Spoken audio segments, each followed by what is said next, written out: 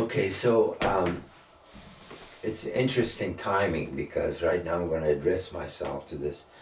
What's happened, in fact, today? What's today's date? January 27th, is it? Or 28th? 28th. Anyway, it's Saturday, 2023, and we just had this on the Maros Chala side, this texting group, and it started out to pull together the family that was the Maros Josa only. And, it was the siblings, including Marta. And it's about how we could celebrate her life. And so,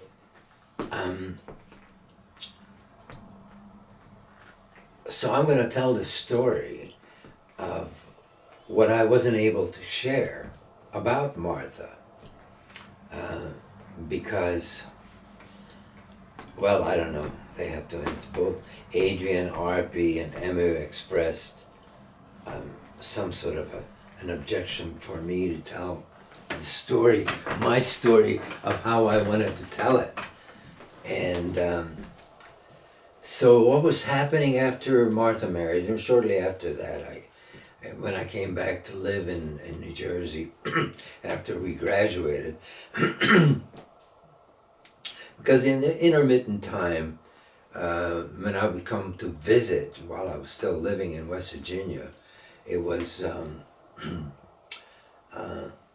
always, as a vacation or something. It was not prolonged life, and there was always, of course, the Bringars at Mother's house, and it was everybody, but it was just a big social. It wasn't,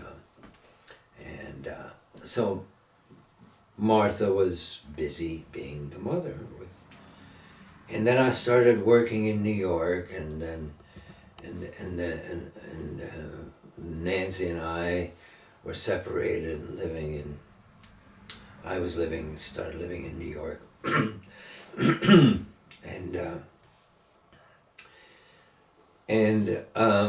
After the my pamper years, as I was in the advertising and marketing team of the Pampers disposable diapers, and that period of time came to an end,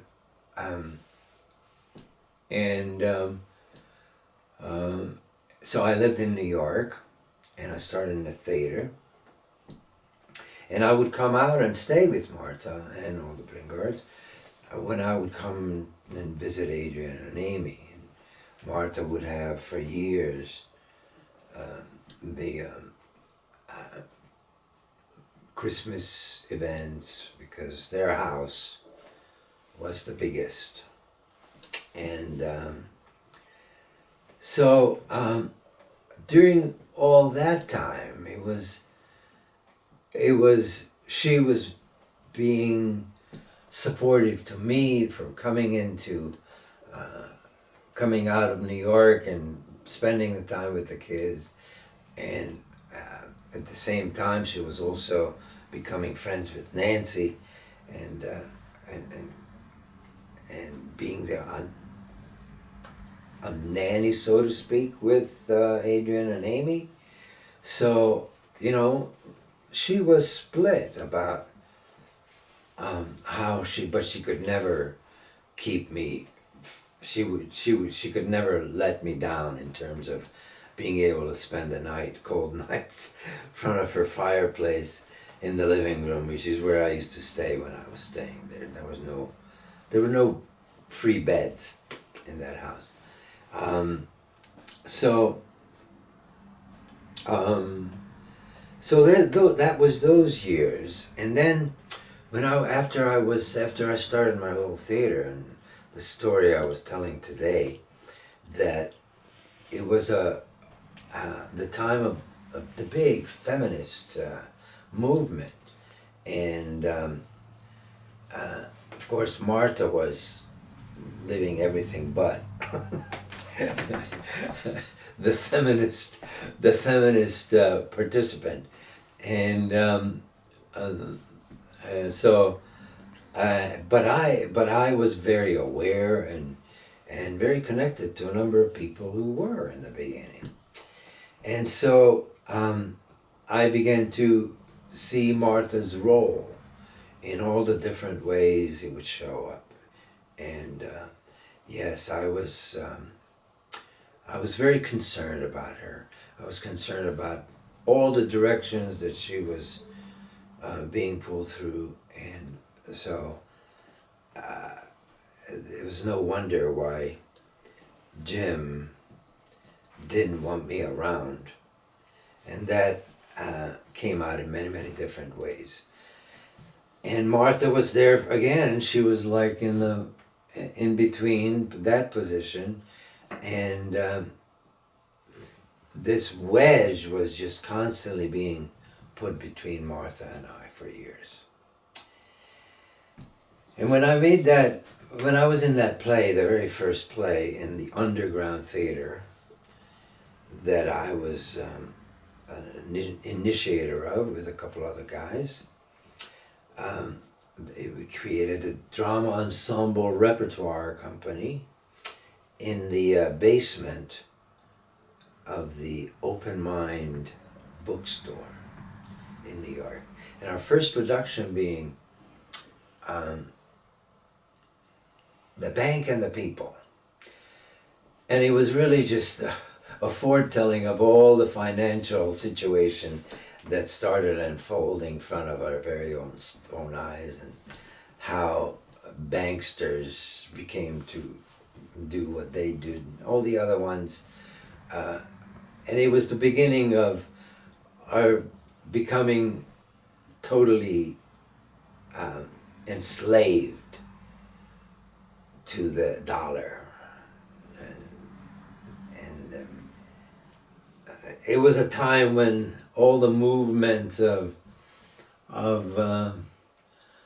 not only the mafia bosses, but the corporate bosses and the corporate people that were, and I was witnessing it. That was a very big part of me leaving the advertising world. So after this theater production, A Bank and the People, the very first play, Susan Seidelman came to see me, came up after me, and she told me that she was doing her master thesis at NYU Film School, and would I play the part? And of course I did, and it was a very wonderful cooperative work with Susan about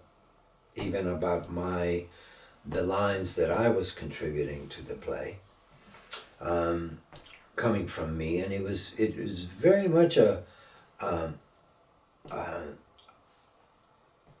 futuristic movie, because I play the character of a hitchhiker, but I met this woman it was 30th birthday, and back in those days you didn't trust people over 30, and 30 was the end for women. It was like they were considered over the hill after 30, and a lot of things were considered between 30 and 40. You better have all your kids then, because can't have kids after 40. Anyway, all these things were coming out and into the air. And Marta was going through this totally other direction besides the feminist movement. She became the mom, and then working itself into the grandmom. But then of course we all know that she had two of her children, her own children with Jim. And anyway, but this is so, because of that movie that I did with Susan Seidelman, it got nominated for an Academy Award in the short dramatic category. Those things aren't judged by actors, so it had nothing to do. They look at the totality as a film, and what the story she wanted to tell. Susan Seidelman. And based on that, she became the first woman director in Hollywood who they actually funded projects for.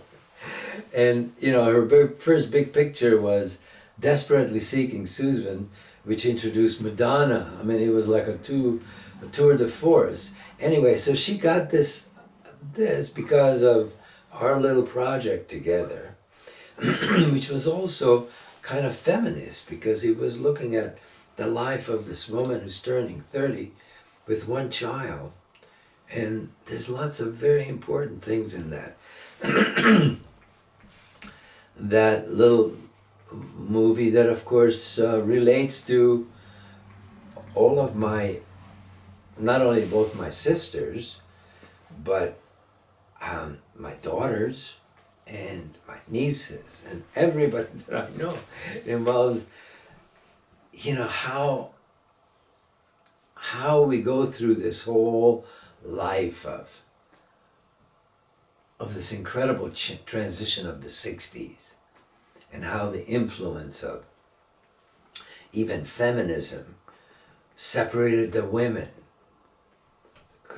and then all the other things that mushroomed out of that incredible cultural phenomena. And it was all beginning during that time, when I was in the theater. And so this movie that we did together ended up getting nominated, and she invited me out. I was still busy with the theater. I couldn't go because we had things planned. But she invited me out to go out to the academies. I couldn't right then and there. But she ended up giving me a copy of 16 millimeter copy of the film. So I still have that. I have it in 16 millimeter. But it was very challenging to copy it down, and certainly it's not digitized, not by me, but it is something you can find.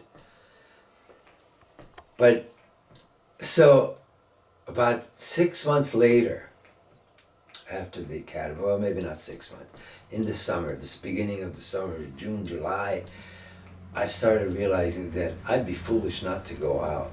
Even though the project didn't win the award, it got nomination. It was a good ticket for me. So, and I went and I discussed that with Martha. And in fact, I set up I rented a projector and took the film out and wanted to show it to everybody. All the bringers were there collected, and because it was Marta that made that possible. She wanted to show it to her kids about what I did, and as soon as the film opened up, Jim he didn't like the way the film was looking for him, and he pulled the plug and just didn't want to show. And so nobody even had an idea of what I had to offer. To not only, it wasn't only my career, it was a very on-point story about a woman turning 30 years old, becoming of age. And so of course Marta was just heartbroken, because there again she was in between her husband, who basically wanted me out of the picture, and this was one good way of putting me down. So she was in between that.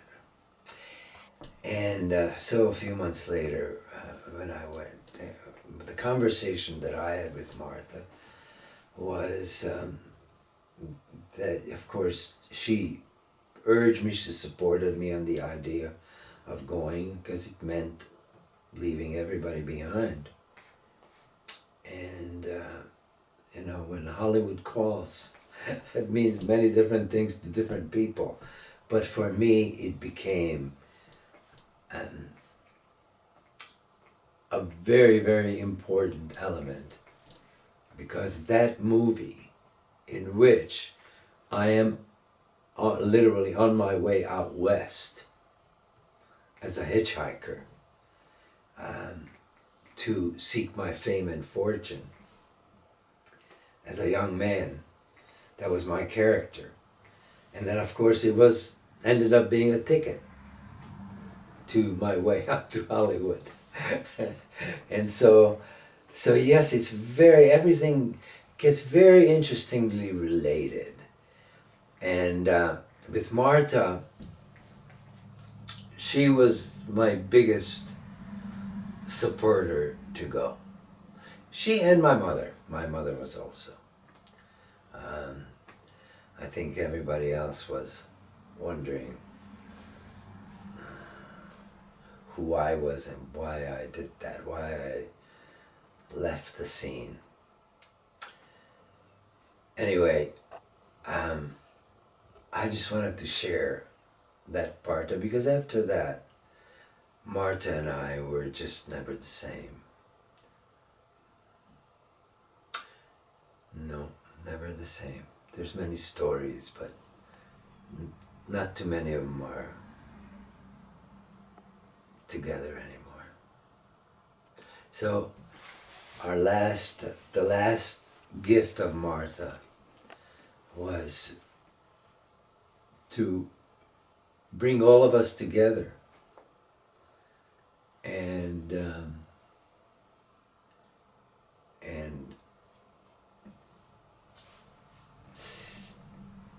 I don't know how far Jim's wishes were. After he passed away, he asked Martha not to let me enter his house for a year. And that was supposedly in his will. And I don't suppose Martha would just make that up. But